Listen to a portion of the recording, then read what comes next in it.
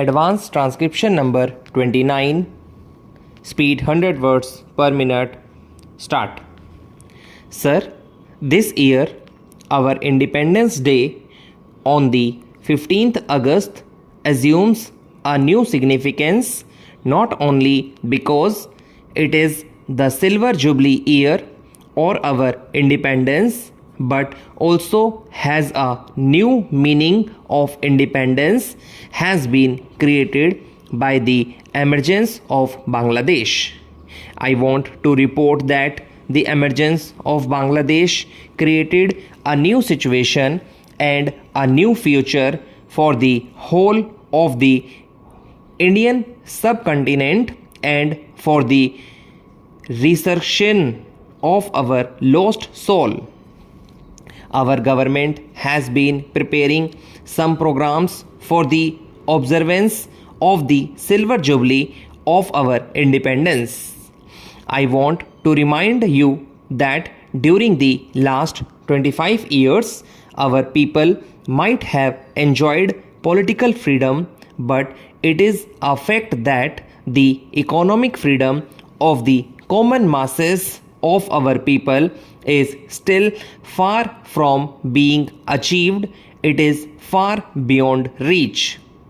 It may sound as hyperbolic political propaganda if I say that during the last 25 years, the rich communities have grown richer and the poor communities have become poorer.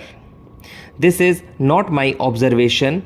This has been borne out by facts, and I shall give you those facts now.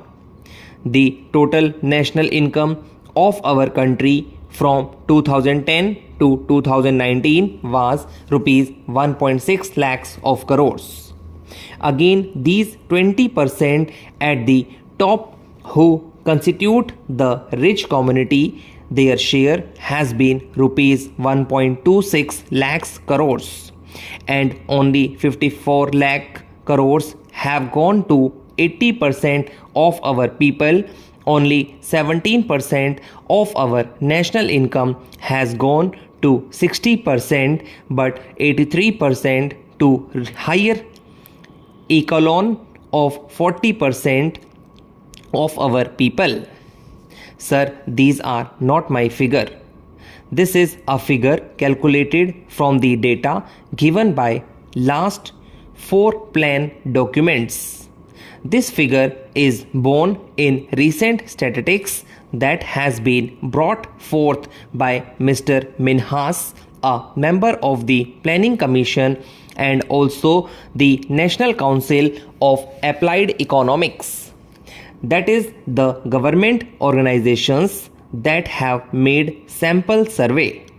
They have also said that 70% of our national income is being enjoyed only by 20% of our people in our country.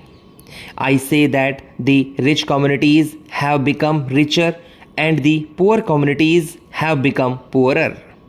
This is borne by the statistics, facts and data that have been given by the government through their 4-5-year plans.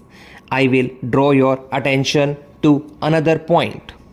In 2002, the Planning Commission observed that by 2015-16, all sections of the Indian people will attain the minimum level of consumption of rupees 20 per month according to the price index of 2010-11.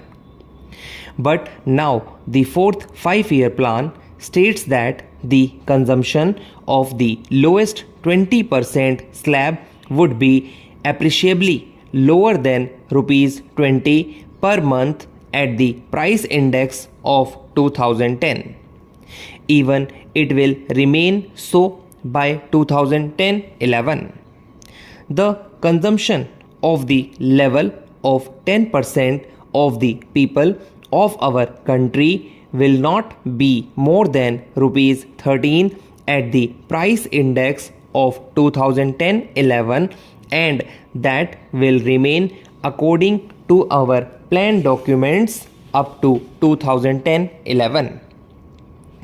This is why the objective guarantee of the minimum level of consumption to all the citizens of India was given up as the objective of the fourth 5-year plan. I will touch employment position. It is most problematic. The backlog of 3.3 million on unemployment in 2000 will rise to 17.1 million in 2014. It is expected that even during the fifth 5-year plan period, that is after 2019, there will be about another 30 million new entrants to the labor force. This means that the government will have to make an outlay of rupees 75,000 crores in the next 10 years for creating additional jobs, guaranteeing employment to 65.6 million job seekers in our country. To translate this into reality is a fantastic problem.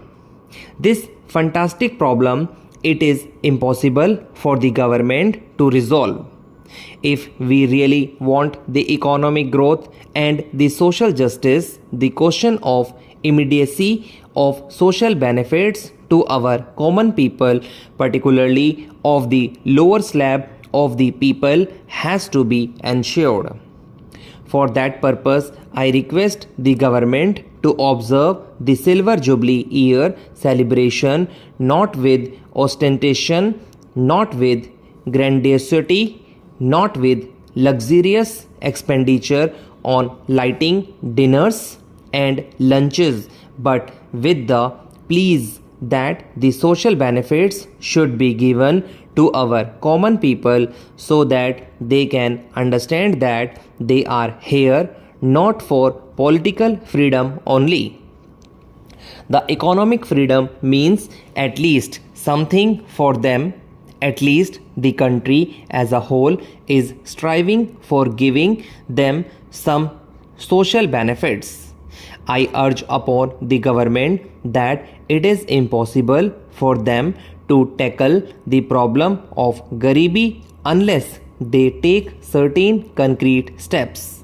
For that purpose, a certain 10-point program should be adopted during the 25th year of our independence so as to create an impression in the country that political freedom also means economic freedom for the common people. Subsidized food should be given to all families having less than an income of rupees 200. Free milk should be provided to all the children up to the age of 12 years. Perhaps the planners were not able to visualize or anticipate the growing demand for transport in the country. Today, a very critical situation is created in spite of all developments. Goods are not being lifted from the ports. Complaints have been received about this. There is a lot of congestion at the various ports and there has been considerable delay in moving goods from port areas. Complaints have also been heard that ores are not being moved from the mining areas and the internal trade is put to a very severe strain. Reference was made to coal transport. Some of the reports which have appeared in today's papers are very disturbing. We are told that the crisis is very deep in the UP areas and as a result of paucity of coal, many industries, perhaps even the railways, there are the normal life in certain of those areas in UP have suffered considerably.